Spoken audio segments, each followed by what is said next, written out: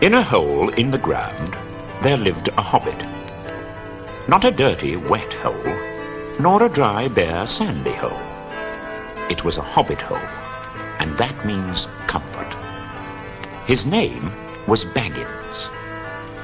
The Bagginses had lived in the neighborhood of the hill from time out of mind, and people considered them very respectable because they never had any adventures or did anything unexpected. This is a story of how a Baggins had an adventure. Hobbits are, or were, a little people, and smaller than the bearded dwarves. The mother of this hobbit, Bilbo Baggins, that is, was the famous Belladonna Took. It is probable that Bilbo, her only son, inherited something a bit queer in his makeup from the Took side, something that only waited for a chance to come out.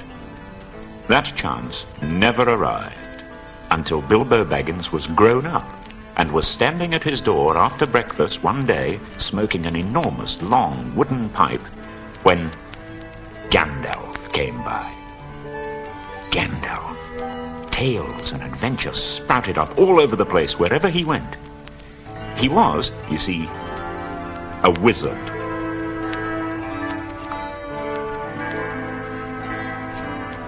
"Good morning," said Bilbo.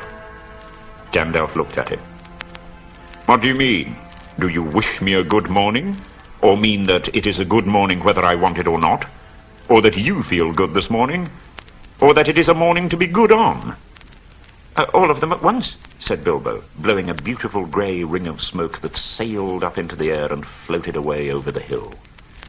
"Very pretty," said Gandalf. "But I have no time to blow smoke rings. I am looking for someone to share in an adventure, and it's very difficult to find anyone." "I should think so, in these parts. We're plain quiet folk and have no use for adventures, nasty, disturbing things. We don't want any adventures here, thank you. You might try over the hill or across the water." "Let me see, I don't think I know your name." Gandalf's eyes sparkled. "But I know your name, Mr. Bilbo Baggins. And you do know my name, though you don't remember. I am Gandalf, and Gandalf means me." "Gandalf. Gandalf. Good gracious me. Not the wandering wizard who used to tell such wonderful tales at parties about dragons and goblins and giants. Not the man who used to make such particularly excellent fireworks. I beg your pardon." "I will give you what you asked for." "I beg your pardon? I haven't asked for anything." "Yes, you have. Twice now. My pardon. I give it to you. In fact, I will go so far as to send you on this adventure. Very amusing for me, very good for you, and profitable too, if you ever get over it." "I don't want any adventure, thank you.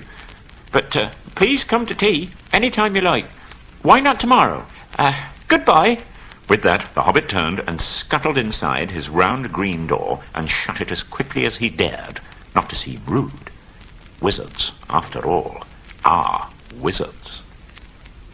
Gandalf stood outside the door, laughing quietly. Then, with the spike on his staff, he scratched a queer sign on the hobbit's beautiful green front door. Then he strode away.